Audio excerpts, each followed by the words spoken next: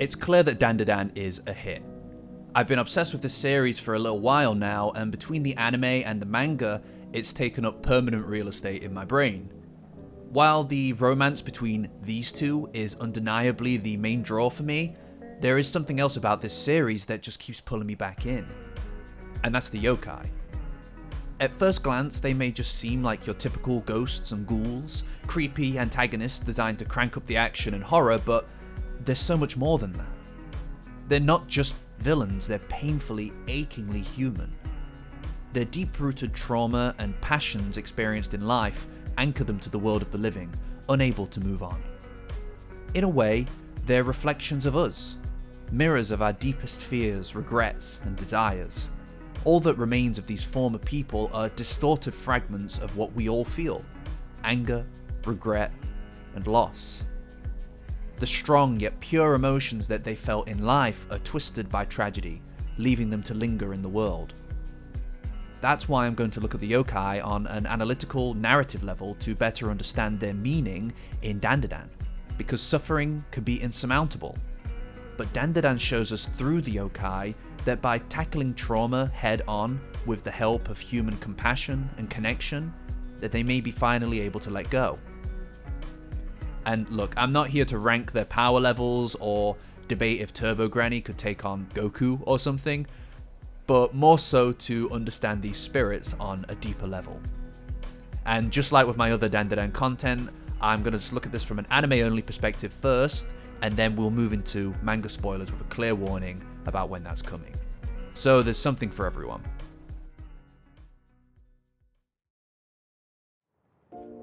The first yokai that Dandadan introduces us to is Turbo Granny, the icon herself, and it's through this encounter that we first start to understand the essence of ghosts in the series. We encounter her in a fairly terrifying manner. Okarun is dared by Momo to visit a yokai hotspot, where she attacks him, curses him, and... wow. We don't start off on the right foot with Turbo Granny, and from the onset she's cruel, relentless, and very foul-mouthed. The majority of the first arc treats her as an antagonist. She's the big bad to be defeated by Momo and Okarun for the fact that she cursed him for seemingly no real reason. At this point, it seems that the ghosts are as bad as, if not worse than, the aliens are. Right down to the obsession with, bananas. But as we continue the series, it's clear that this isn't the case at all. After defeating her, Okarun and Momo learn that Turbo Granny was more than just a cruel spirit. She was a protector. She kept herself sequestered to the tunnel to provide comfort to the spirit that was already housed there, the earthbound crab. This crab was an amalgamation of the souls of multiple girls who were savagely assaulted by men and met their demise in this tunnel. Since appearing in the location, Turbo Granny took it upon herself to protect this place from those who would trespass upon it and disturb their rest, as Okarun did as part of the dare. Her fury is directed at Okarun primarily because he is a man, symbolizing her deep-rooted anger towards those that harm the girls she protects in the first place. While it's pretty hilarious to think that Turbo Granny wanted to remove Okarun's pickle, she is in a sense taking away the weapon that was used against these girls whose spirits now linger in this tunnel, as if to reassure them that they are safe from the horrific actions of mortal men in the future, as any good granny would. Dandadan puts the abuse and exploitation of women under the spotlight multiple times, and the aliens are clear avatars for this kind of abuse. The aliens are shown to be predatory and inhuman, invasive creatures with a mission to literally take advantage of defenseless women for their own biological desires. In fact, even the aesthetic that the aliens take on, that of seemingly normal businessmen, is more reflective of a deep exploitation of young schoolgirls by seemingly normal men in society at large. It's within this that we start to see the true rift of the way that Dandadan presents aliens versus yokai. Turbo Granny takes power away from the potentially exploitative party, whereas the Serpos aim to exploit, to gain power for themselves, at the expense of another. Even though both are often antagonists, it's pretty telling that the majority of yokai either move on or become allies in some way, where the aliens are actually normally destroyed. To put it simply, the aliens, Peeny Weeny and co. not included, are shown to lack humanity, but the yokai are deeply in touch with theirs to a disturbing degree. Emotions are intense, and when they become distorted, they can cause people to lash out, even in ways that are counterintuitive to the purpose of those feelings themselves. This is true for yokai. All that anchors them to this world, disallowing them from moving on, is this feeling. The role of a protector can be easily morphed and molded into an entity that desires revenge. When you care about someone and try to shield them, it can be really easy to go too far, which can push any of us into extreme actions without realizing when a line had been crossed. Similarly, the curse that she places on Okarun is pretty cruel. It exists to purely exert suffering on him for trespassing into her territory. Beneath all the attitude, Turbo Granny is actually really caring. When she's unlinked from the earthbound crab and placed into the lucky cat, she becomes a member of the team. Without delving into spoilers, it's clear that she cares about Momo, Okarun, and values her relationship with Psycho. Disconnecting her from her location-bound purpose and all the rage that came with it, she's able to reclaim and re-explore her identity, and she chooses to remain a protector of sorts. And this is symbolized by her new form being a Maneki Neko, a lucky cat. These entities bring good fortune and prosperity to their owners, a form of protector for the household, and that's what she becomes. Turbo Granny is able to purify herself via her interactions with Momo and Okarun. Rather than hiding away with these poor spirits, she's now able to heal, free of an existence bound to this feeling. This feeling is explored from another angle with Acro-Silky, the quintessential example of the tragedy and trauma endured by the yokai in Dandadan. Acro-Silky's story is one of profound grief, a mother whose love is twisted by the pain of loss, which transformed her into a yokai. When Ira, mistaken by Silky as her long-lost daughter, acknowledges her presence, Silky's longing transforms into a dangerous obsession. For years she's watched Ira, unable to connect with her, and now she can, and she must be reunited. This leads to a clash with Momo and Okarun, culminating in a fight where Silky's distorted love starts to turn lethal. She manifests this desire to be reunited with Ira by consuming her, as a means to become one. While Silky is defeated by Okarun, finally learning how to use his head, it quickly becomes clear that by consuming Ida, a mere mortal, she killed her. Recognizing that Ida is fading away, Acro-Silky's rage turns to grief, and she passes her life energy, her aura, onto Ida, using Momo as a conduit. The two girls experience the backstory of this yokai, the tragedy that she endured and how that bound her to the world to linger and fester as a ghost. Acro-Silky was once a woman, a faceless nobody blending into the background of other people's stories. It isn't until she opens the door to her home that we first see her face. Warm light fires into the cold background of the scene, and her daughter bursts out to greet her with a hug, and her somber expression turns to joy. To this person, to this little girl, she does have a face, and she is not nobody. She's her mother. We see a montage of their lives, a cycle in which she goes out into the world and works as a janitor, a shop clerk, selling her body, all to keep her daughter afloat, to provide her with what she needs. Willing to do anything that is required to make ends meet, to create a home warm and joyous, far removed and contrasted against the cold, unforgiving reality that she must face every single day. In her human life, Acro-Silky is first and foremost a mother who goes to any length to ensure that her daughter is cared for and loved. The intense maternal love that she feels is clear as day. It's through sacrifice that this love is expressed. She gives up swaths of her own life and even surrenders her dignity to fulfill her daughter's ability to live as full and normal a life as possible. It's a lonely existence. We see this repeatedly. She walks alone in the streets. She never meaningfully, properly interacts with anybody else. In fact, in her other jobs, she's relegated to a background character. It can be difficult to see who she is in the scene. And this is something that Dandadan shows us about this kind of pain. It's the socially outcast and sidelined that are central to this theme of suffering. People have a tendency to ignore and even rationalize the suffering of those on the fringe of society, like single mothers. Social stigma is painful and isolating. Dandadan shines a light on the outcasts, which we also see in our main cast as well. Momo and Okarun don't fit into the societal mold either. The innate suffering of the unseen and the unheard in an uncaring society is a core subject to this series' exploration of humanity. She has everything against her, but pushes through, working in every waking moment, with a few special moments interspersed between to remind her why she does it all, what makes it worth it. Her daughter, her world. But reality is cruel, and it all comes crumbling down.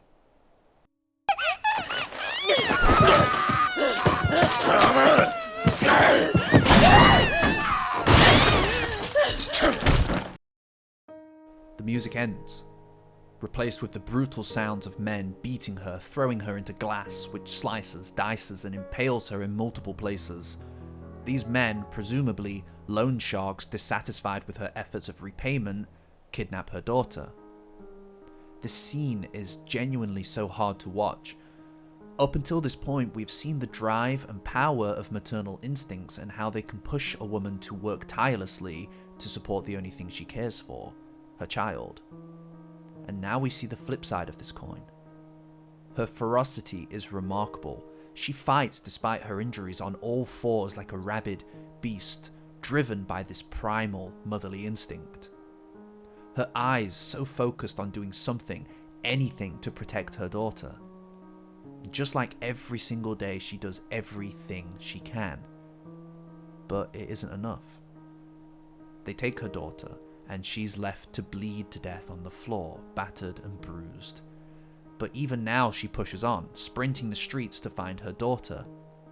With every panicked breath, we hear the fear and frenzied ferality of a mother with everything to lose.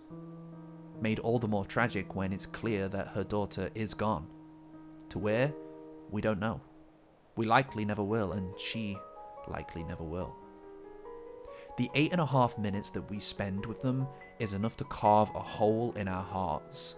We feel her loss, and the heartbreaking agony that accompanies it. But even this is a mere microcosm of her pain. Because Dandadan is so heavily comedy and romance focused, when these overwhelmingly emotional moments happen, they hit with the power of Truck-kun. Ultimately, we see her atop a building, dancing as she had with her daughter so many times before, for the last time.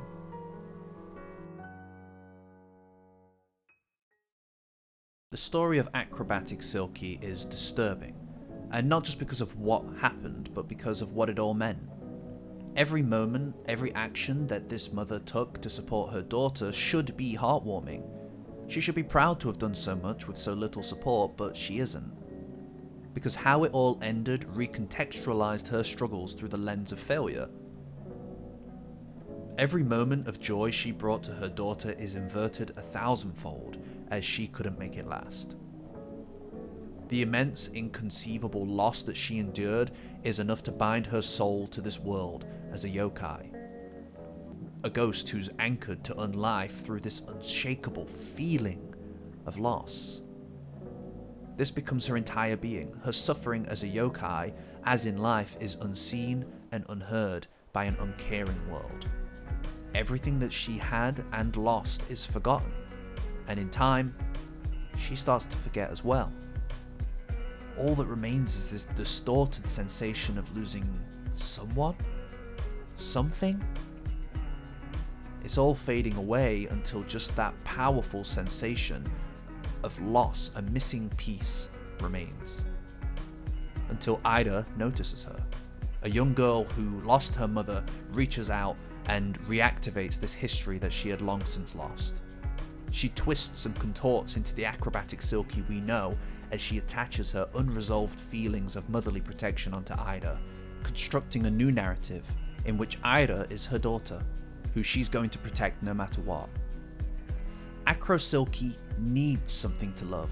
These feelings that have built up over years, decades, need to be channeled into something, someone.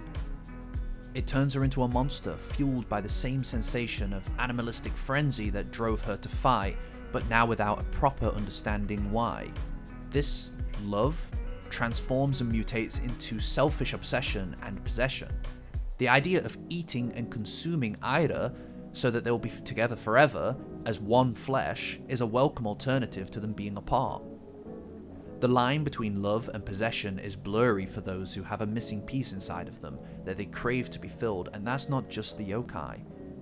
With strong emotions, it can be hard to tell if we're doing something for someone, or rather to gratify our own desire to feel a certain way by doing it. However, as tragic a tale as this is, Acro-Silky gives her aura to Ida to allow her to live. As in life, Silky's love manifests through this sacrifice.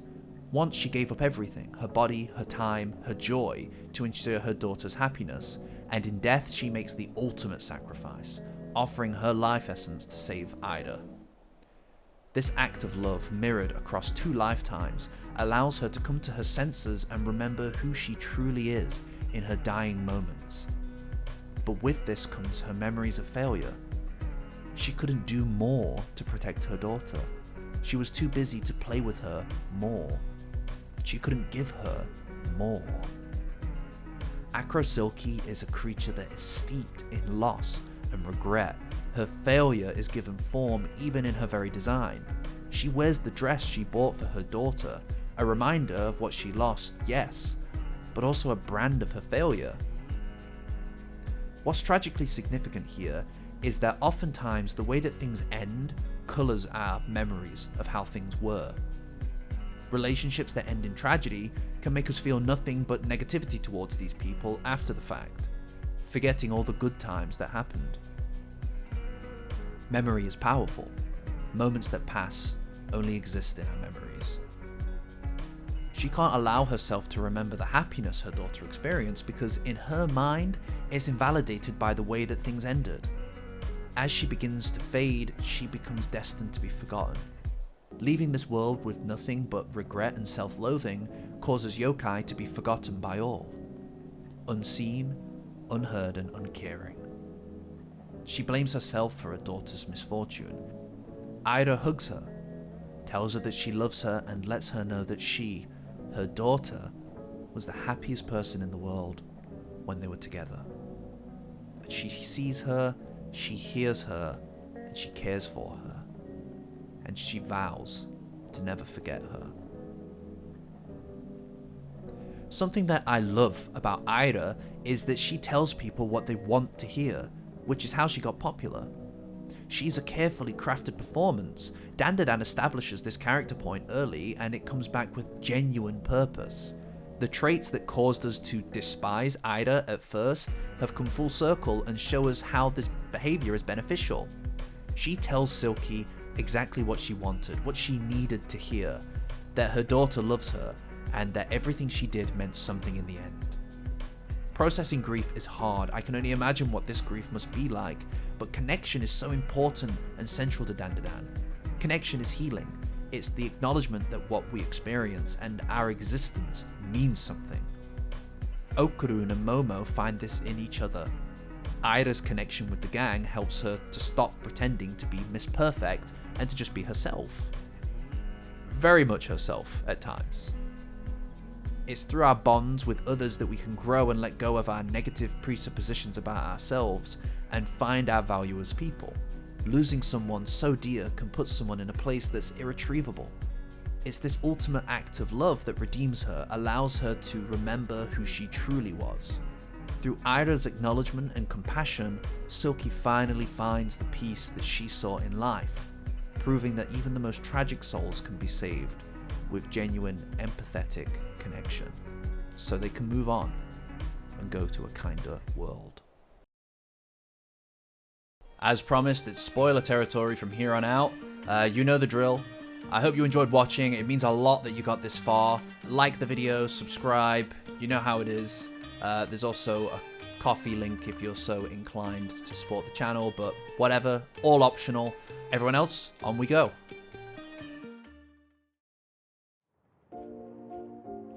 When Gigi is introduced to the series, so too comes the evil eye.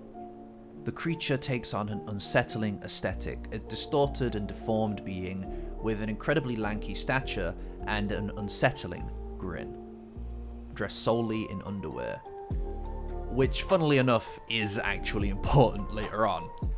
The tragedy of the evil eye yokai examines the trauma and humanity of Dandadan's ghost from the perspective of isolation and loneliness, how these things may drive people to do awful things, to hurt and reject a world that rejected them. After moving away from Kamigoi City to a mountain village, the evil eye latches on to Gigi and has been haunting him ever since. This comes to a head when Gigi's parents, out of nowhere, attempt to end their lives, with the evil eye supposedly responsible for this.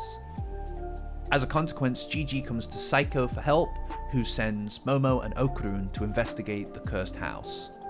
In discovering the true cause for the deaths, Momo and Okarun find out that the Kito family have been sacrificing people to the Tsuchinoko, Mongolian death worm, for years, not the evil eye. Gigi is convinced that the evil eye isn't evil at all.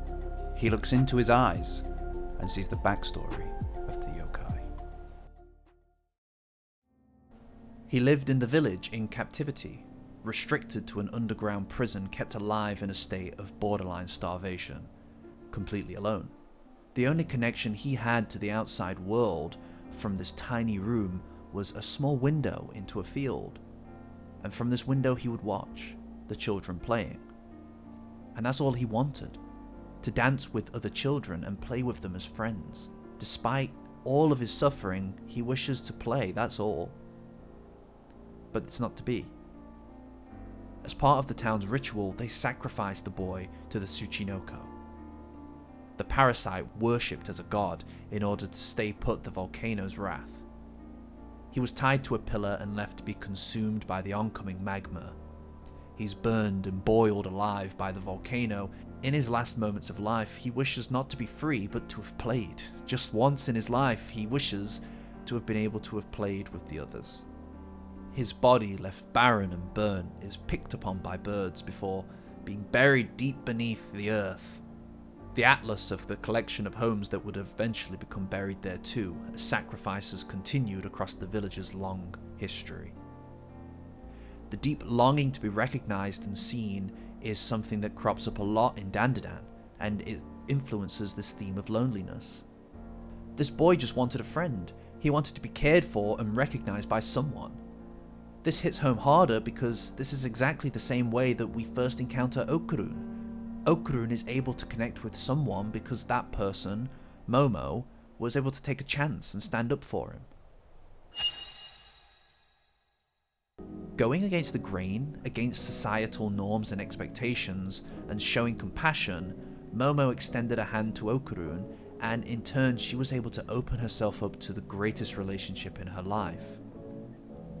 Showing compassion and connecting with another, especially those that society says are somehow inferior or unworthy, is one of Dandadan's core messages. We see how this can change someone's life through Okarun and Momo. However, with the evil eye, we see how painful it can be when this compassion is never received. The strong regrets in this boy's life force him to stay in the world as a spirit. By no means is he an evil eye just yet, he's just a boy that's left to linger in the house built atop his crude burial mound. And in this house lived another young boy. As a spirit, he tries to connect with him and finally, hopefully, take the opportunity to play with someone. Until this boy's parents are caught under the spell of the Tsuchinoko, leaving the boy completely alone. The Kito family, as they had done with the evil eye, bury him beneath the dirt as a sacrifice for the worm. He tries desperately to untie the boy to save him from the same fate that he endured, because he knows what this life is like, how hard it is, and he refuses to let this boy go through it too. However, he's just a spirit, and he can't interact with reality. Through this turmoil, he finds torment, and eventually a burning hatred for the Kito family. No, a burning hatred for all of them. Everyone who ever ignored him, who left him to rot, who never looked at him. He morphs with the boy, taking on a twisted, convoluted combination of the two of them, vowing to be seen, and vowing to kill. And what makes this all the more tragic is that the evil eye is actually born from empathy, despite never having received any compassion. He feels a deep caring and kinship with the boy that's being used as a sacrifice. Just like with Turbo Granny joining with the Earthbound Crab, the evil eye's distorted rage is born from his pure desire to protect someone, transforming him into something twisted and rotten, which is reflected in his aesthetic. He deforms, mangles, and contorts into a misshapen yokai we see haunting Gigi. Him even being an evil eye in the first place is pretty significant too. The evil eye draws its power from people looking at him, in his eye, and the boy wanted nothing more than to be looked at and seen. And this is the feeling that defines him as a ghost. We see in real time how pure feelings of wanting connection can morph into hate. After all, the world has rejected him, so why shouldn't he reject the world? We also see how trauma can lead the abused to become abusers in turn. Gigi is convinced that the evil eye is a protector, that he's been watching over him, and discovers his remains. He offers him something that he had always wanted, someone to play with. Transported to the prison, Gigi offers him friendship and the chance to play together, but in doing so, the evil eye possesses Gigi's body and takes control, using him as an opportunity to kill all humans. What's really significant here is that the evil eye, a boy who was sacrificed for seemingly a greater purpose, has become the same as his abusers. He sacrificed Gigi, someone who only wanted to play in order to use his body for a greater purpose, the destruction of humanity. Ultimately, Okarun and the gang decide not to exorcise the evil eye and instead try to integrate him into the family. After all, he doesn't really know any better. Despite everything, the evil eye is just a kid. As someone who's never played before, fighting and playing are kind of the same thing to him. He grows a rivalry with Okarun, who rises to the challenge to defeat him, and the two make a pact to only fight each other. Okarun going out of his way to do this for the eye is important because they're just so similar. Okarun has also struggled desperately with making friends. Momo took a chance and stood up for him, which is what led to him being able to heal. And now he wants to pass this on. As Okarun says to Gigi, he wants to pass on the goodwill afforded to him by Psycho during his possession. And this is his way of doing that. He's able to advance his character by becoming the one to stand up and help another lonely soul. As a consequence of this, the gang gain a powerful new ally and are able to start to understand the evil eye, with the transference of his signature underwear to seal the deal. I did say it was important. They look at him and they opt to save him, not sacrifice him, setting him on a better path. And we see this firsthand as he helps to prevent the space globalists from invading Earth, helping to save the world that he had sworn to destroy.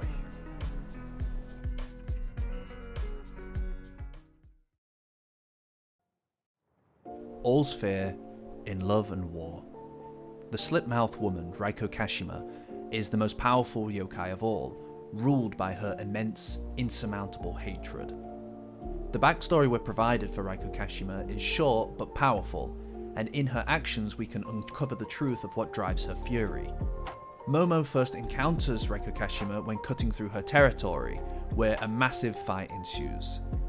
The yokai fights with mirrors, trapping people within them to serve as her playthings for insulting her, trespassing, or being more beautiful than she is. Mirrors are more than just an interesting weapon. Mirrors are central to understanding Reiko Kashima. On one hand, she's a mirror for Momo. She confronts Momo with her innermost wants, the desires that she has tucked away beneath the very surface of her soul. When haunting Momo outside of her house, trying to goad her into going outside, Reiko Kashima uses Okarun's voice to tell Momo everything that she's ever wanted to hear. He expresses his love, and it's almost enough to catch Momo right there. As a mirror for Momo, she's a powerful metaphor, and ultimately helps Momo start to understand herself and her wants a little bit better.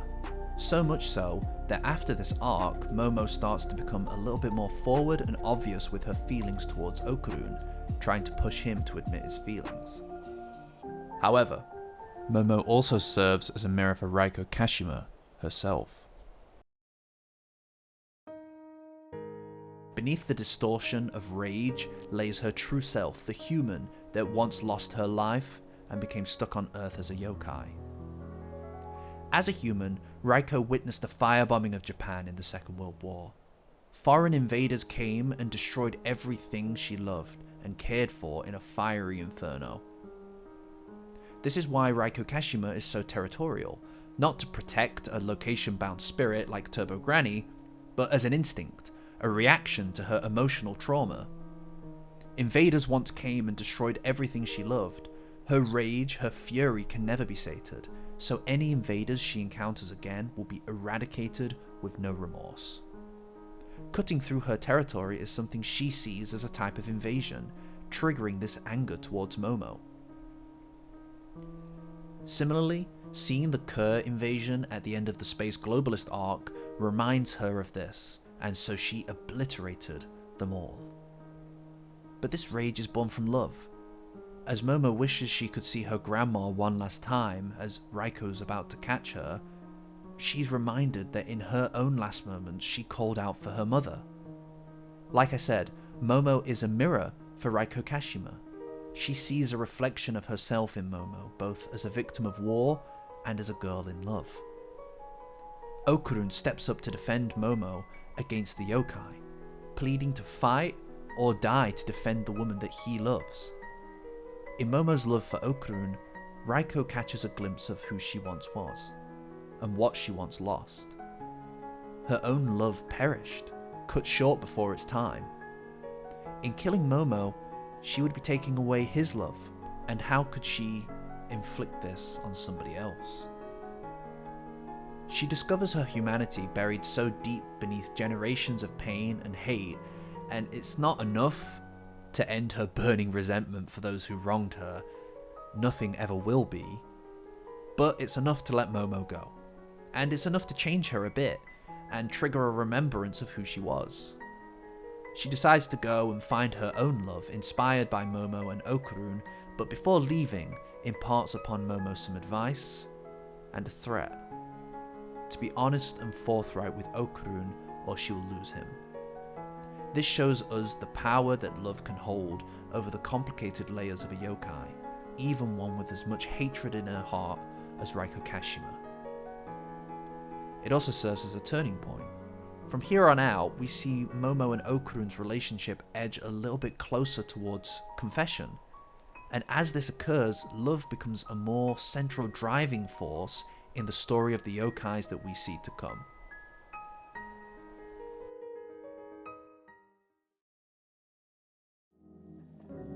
The desire to be recognized and loved is at the core of so many yokai, and in no yokai is that clearer than the Ombusman. Ombusman, or rather Ugly Man, and yeah, that makes sense, is encountered when it latches itself onto the class rep, Rin, after she gets her hands on Okarun's family jewels. Wait, no, that doesn't sound right. You know what I mean. Anyway, just like with Ida, she can see spirits now, and that means they can see her too. The Ombusman attaches itself to Rin's back, and Psycho explains that the yokai is born from the spirit of a child, which seeks to be loved and put to rest. However, when ignored, the spirit grows loathsome and resentful. As its hate grows, so too does its body, all the while carried on the back of its host, until eventually, it crushes them. Rin explains that she had a friend as a child, Mai, who wanted to be an idol desperately. She and Rin agreed to do it together, a promise that's not so easily broken. But Rin had to take care of her grandma and kept it a secret. Eventually, she turned her back on their mission, and Mai came to resent Rin for this, calling her a traitor.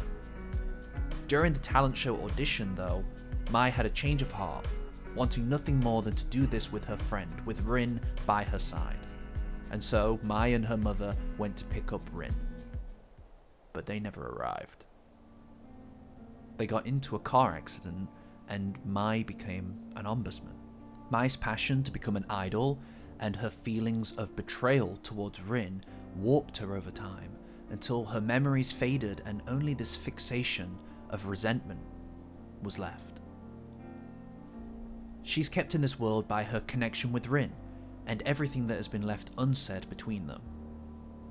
In essence, Rin has never confronted what happened. She let the shared dream between herself and Mai just fade away, to be forgotten and buried deep down so as to not recall the horrible memory of her death. The trauma of losing a friend and the guilt of the responsibility that Rin feels as the reason for Mai being in the car in the first place is a heavy burden to bear. A burden that can weigh a person down until it crushes them. You see the metaphor. The Ombusman yokai is a fairly obvious analogue for this feeling. By leaving the trauma to settle and fester, Rin just allows it to grow heavier. Trauma doesn't just go away. We don't forget it. We repress it. It bubbles beneath the surface until the pressure mounts up, building in power, and it comes back to haunt us. And in this case, literally. This arc isn't just about Mai, it's also about Rin. The bond between these two girls was cut short before they could achieve this dream. And out of guilt, Rin represses her feelings deep down, preferring to bury them and the pain and never stand out. The complete opposite of what an idol should be. Feeling a certain way and not taking steps to address these feelings is central to this entire arc, and it's also reflected in our protagonists, Okarun and Momo too. This arc coincides with the stage of their relationship in which they both know how they feel about each other, but neither of them is ready to take the steps to openly address it. As a consequence of this, they both suffer and are tormented by these feelings in silence, especially in regards to the love you note by Momo to Okarun in the last arc. This type of hell is where Rin and Mai exist. Addressing the trauma of what happened to Mai is central in resolving the conflict too. She expresses her true feelings about Mai, and Mai does the same in return. Being honest and open is the necessary step to clearing the animosity between them, removing the weight of the burden of guilt and purifying Mai's soul, as she becomes a guardian spirit. Swearing to protect Rin and see her become an idol, beloved by all. The significance of confronting the past and traumatic events is in clear view, and the love that they're able to uncover as a consequence of that helps them both heal, together. The cruel truth about suffering is that it's an absolute. There's no way to prevent tragedy from happening, and in existence in this world, it's a guarantee that pain will happen to people who do not deserve it. Yokai are bound to exist because not all stories can have happy endings. But this doesn't mean that goodness and compassion are useless. And the story of Brella Boy and Unjizuma capture this perfectly. The Brella Boy is an unusual ghost.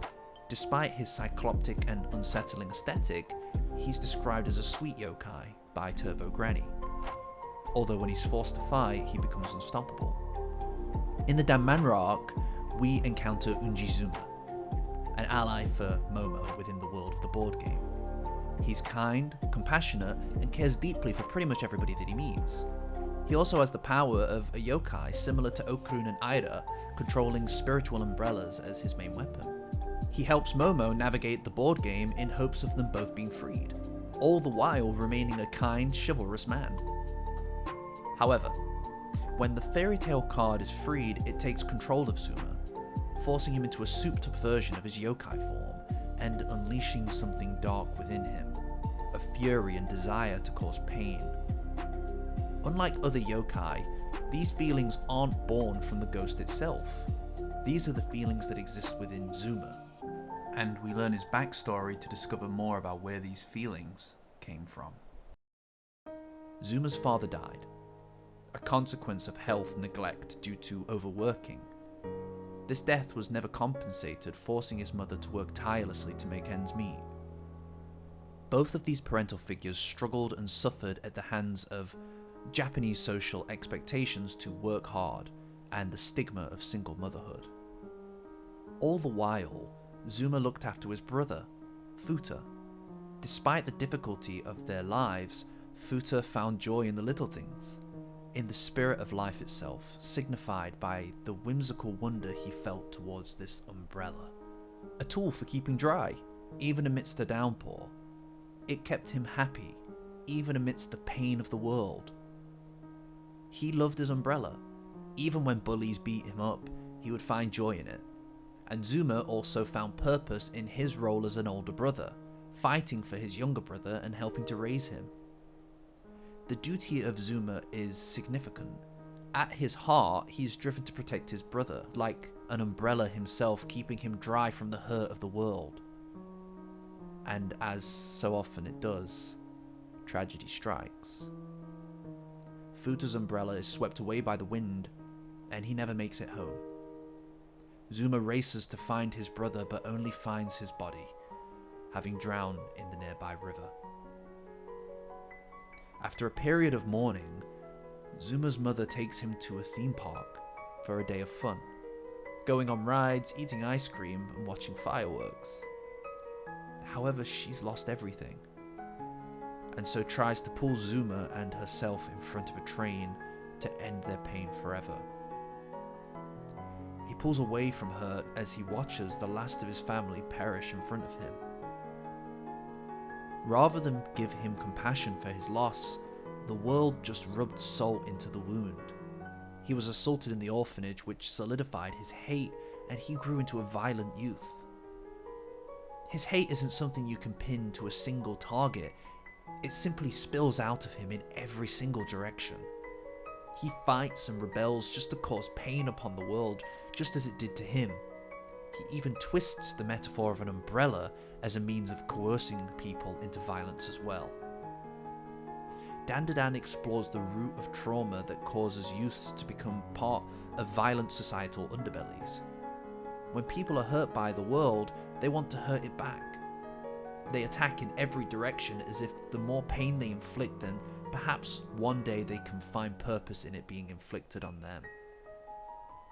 When Zuma fought, he unleashed all of the pain that dwells in his heart onto someone else, and he's arrested. But one man, an officer, Bega, takes him in as his guardian. Zuma tries to rebel against him, constantly trying to attack him with an umbrella, but each time he's thwarted. Bega reveals that he had a wife and a daughter who were senselessly murdered by a man with a desire to inflict pain, out of a hatred for society. There is a cycle to pain. In feeling pain, we pass it on, and in passing it on, we create suffering in others who begin the cycle anew. The only way to stop pain from infecting others is to end the cycle. Bega understands this. He fights his impulses to inflict pain on their killer and chooses to take in Zuma instead. He wants to show him a better way before it's too late. Bega accepts that the world is rotten beyond hope, yet he still sees it as his duty to stand up for what's right. Otherwise, there is nothing but pain, and he refuses to let pain win.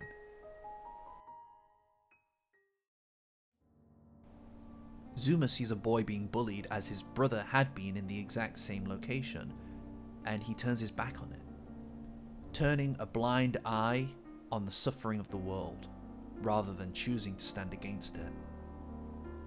The boy ends up in the river, and Officer Bega races to save him, and he's ready to sacrifice himself to save the boy, and this wakes Zuma up. And then he comes to him. His brother, Futa, now a yokai, offers Zuma his power freely to save Bega and the child. This is what sets Futa apart from the other yokai.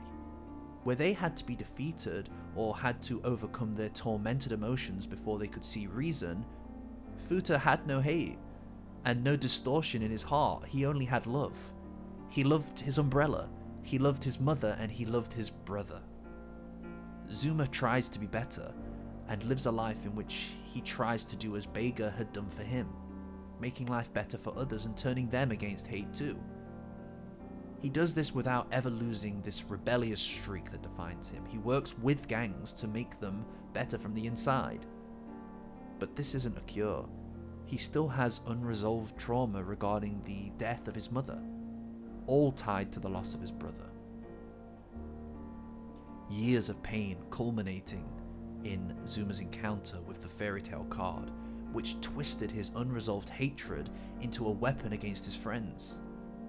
And after being used, Zuma's left to die. But as he protected his brother before, now Futa protects him. In a final act of love, Futa transfers his aura to Zuma, ensuring his brother not only survives, but carries forward the strength to protect others. They say goodbye and Futa runs to join his parents on the other side. Futa stayed anchored to this world to help his brother find peace. When the fairy tale card tries to conjure his hatred towards his mother once more, Zuma rejects it outright, countering it with love, because he loves his mother. Hate is rotten and it divides us.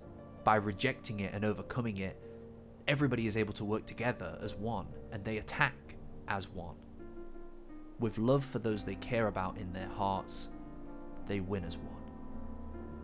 The Brella Boy is a yokai that stands for the importance of unconditional love, a theme that beautifully underscores this arc, even with the existential horror of life so front and center.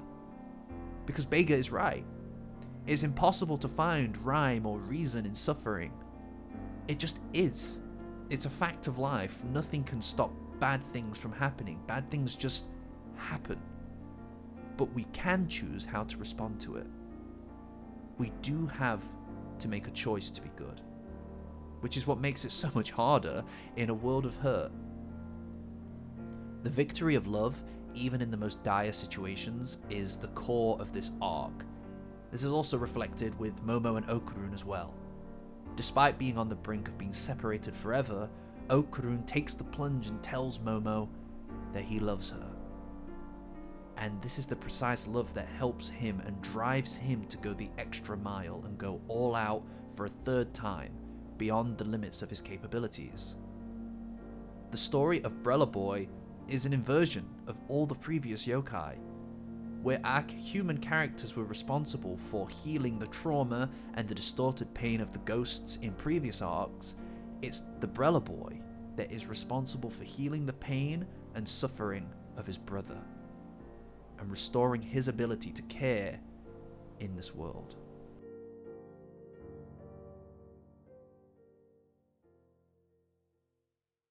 The yokai's tragedy is heartbreaking at times, but at the same time it's so beautiful. Pain and suffering are all things that we will face. Whoever is still watching at this point has probably suffered too, and I'm sorry for that. However, inside of pain lies the opportunity for something incredible to emerge, a new understanding of yourself, or the chance to make a new relationship. Dandadan's perfection is present in every fiber of his existence. The raw emotions that I feel experiencing the yokai, its characters, and its love, they're incredible. Every time I read it, I find something new to fall in love with. And while the essence of this video has been a bit somber at times, it's worth remembering that confronting these sides to life is so important because it helps us understand how to manage trauma and to overcome it, to avoid our hearts from becoming distorted and fixated on that feeling.